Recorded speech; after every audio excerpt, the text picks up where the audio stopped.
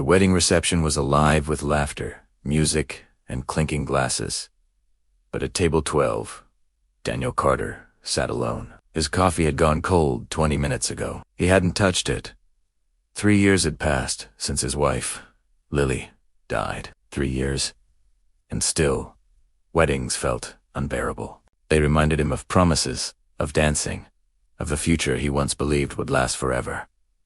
He reached for his car keys. He had stayed long enough. No one would notice if he left. "Excuse me."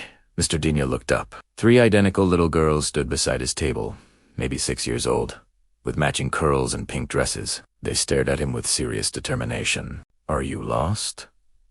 he asked, gently. The girl on the left shook her head. "We found you on purpose." The middle one nodded. "You're exactly what we need." The third leaned closer and whispered, "Can you pretend to be our dad tonight?" Daniel blinked. "I'm sorry." "What?" "Our mom gets sad at parties," one explained quickly. "She sits alone. People look at her with pity," another added. "She pretends she's fine," the last said softly, "but she's not." Something tightened in Daniel's chest. He asked quietly, "Where's your mom?" They pointed across the hall. A woman in a red dress stood near the bar. Elegant. Composed. Beautiful in a warm, human way. Not perfect, but she stood alone, slightly apart from everyone else. Daniel recognized that posture. Instantly, loneliness knows loneliness. "That's our mama," they whispered. "Her name is Sofia Martinez." Daniel hesitated. This was crazy. But then he remembered Lily, how she would have smiled at these girls. How she would have told him to stop hiding from life. He exhaled. "Okay," he said. "What are your names?" Their faces lit up. "Mia." "Luna."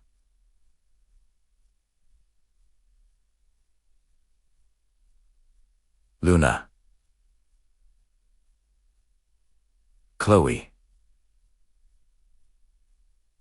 Minutes later, Sophia approached. "I'm so sorry if they bothered you. They didn't," Daniel interrupted kindly. "I was actually hoping to meet you." She looked surprised. He smiled. Sitting alone at weddings is depressing. For the first time, her guarded smile softened. They talked. They laughed. The girls watched proudly, like tiny masterminds. Soon, Daniel was dancing with Sophia. Something he hadn't done in years. It felt awkward at first. Then natural, comfortable, alive. For 4 hours he wasn't a widower. She wasn't a struggling single mother. They were just 2 people enjoying a night. When the reception ended, the girls hugged him. "Thank you for being our pretend dad." He swallowed emotion. Then he turned to Sophia. "I know tonight started as pretend, but I'd like to see you again. For real." She hesitated, hope and fear battling in her eyes. "Coffee?" he asked. She smiled. "Coffee." Weeks past, coffee became more coffee. Coffee became dinner. Dinner became park visits with the girls. They teased. They bonded. They built something real. Daniel learned Sophia worked long hospital shifts. She learned about the love he lost. One evening after a difficult day, she cried in his arms. Not because he fixed anything, because he stayed. And that was enough. Months later, "We're officially together," she said, after kissing him in a hospital parking lot. The girls celebrated like they'd won a championship. "We told you." They cheered.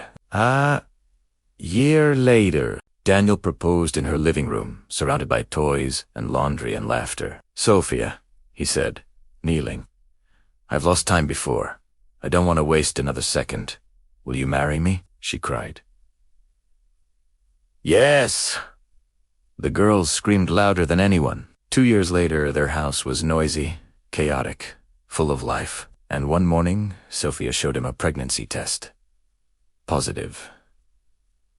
The girls exploded with excitement. Daniel held his family close and thought about that night when 3 children handed him a $5 bill and asked him to pretend. He never pretended again. Because sometimes miracles don't arrive with fanfare. Sometimes they walk up in matching dresses and ask for help. And in helping them, you find the life you thought you'd lost forever.